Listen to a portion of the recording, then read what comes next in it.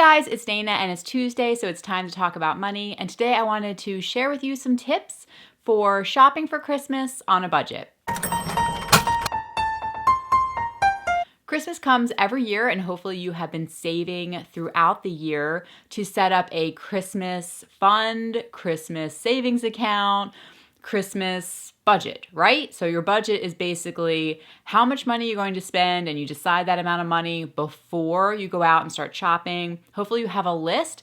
We have a list, a very detailed list that I keep for, every year I update it. That way I know exactly who we're shopping for, the people's names, how much money we plan to spend for them. So for example, last year I had our list so I can look at it and see how much we spent for grandma, exactly how much we spent. And then the next year I'll have a better idea, how much we're going to need so I can plan or budget for it. So that's tip number one, is to have your budget, which your budget basically is how much money you're going to spend, how much you're going to spend on each person, and make it as detailed as possible. That way, you know exactly for each person, like I said, how much you're going to spend. All right, makes it easier, makes it less stressful, and that way you have a game plan when you're going into the store.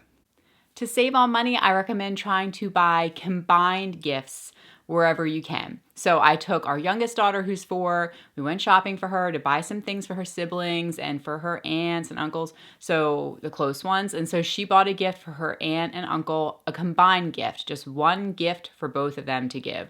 So if you know some people, maybe you're buying for a family, they have a bunch of kids, you can buy, for example, a game and give it to all of them, and that'll really cut down on the cost if you do a combined gift. When you're shopping, try to shop when you have time to do so. If you go into the store and you're really stressed out and you're in a hurry because you only have so much amount of time to do it, most likely you're going to overspend or buy things that you really don't need. So I recommend trying to shop when you have, some peace and quiet if you're online shopping and you have the time to do it, not like in a hurry when you're waiting in a line at a store. You don't want to be shopping on your app and then you get up to the line and then you just click order because you have to go.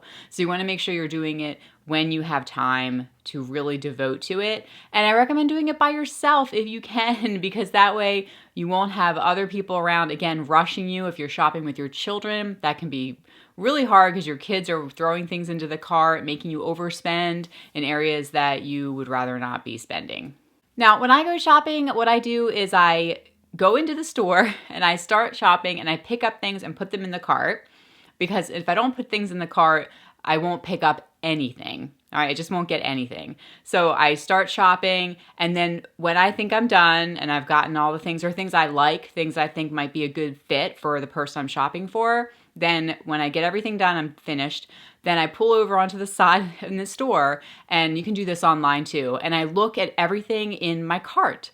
I look at it all, I add it up using my calculator on my phone, and then I start to purge.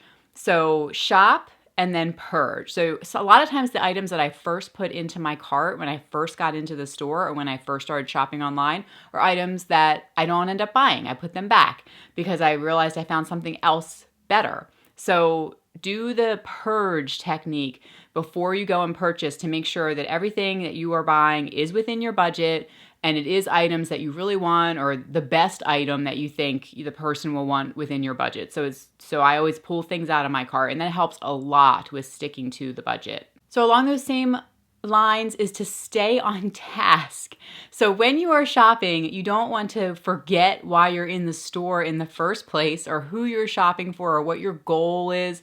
I went shopping, I went to Five Below, which I think is a really good store because everything is $5 or under, and I go there for the stocking stuffers. So I found myself pulling gifts that just for Christmas, that wouldn't even fit. There's no way it would fit in a stocking. So when I did my purge at the end, obviously they all went back on the shelf because I was like, this doesn't even fit into the stocking. This is not why I'm in the store. So try to stay on task, whatever that is. And obviously you need to know what your task is before you walk into the store.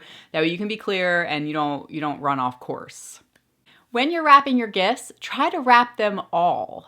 Wrap them all individually, because a lot of times it's visual, right? So if you buy, 5 pairs of socks and you wrap each pair up individually versus putting all the socks into the same box. That's one gift versus 5 gifts. So take your time to wrap up each item individually, and it really will seem like you have more. So it's a little trick. So try to do that, and it'll help stretch your budget, because then you don't have to buy as much, but you'll have lots of things, right? All right, so those are my tips for Christmas shopping on a budget. If you have any ideas, leave them down below in the comments. It not only helps me when I read them, it helps the community at large. So be sure to share those. If it's your first time here, be sure to subscribe. I'm here every single Tuesday talking all about money, and I'll talk to you guys in the next video. Bye.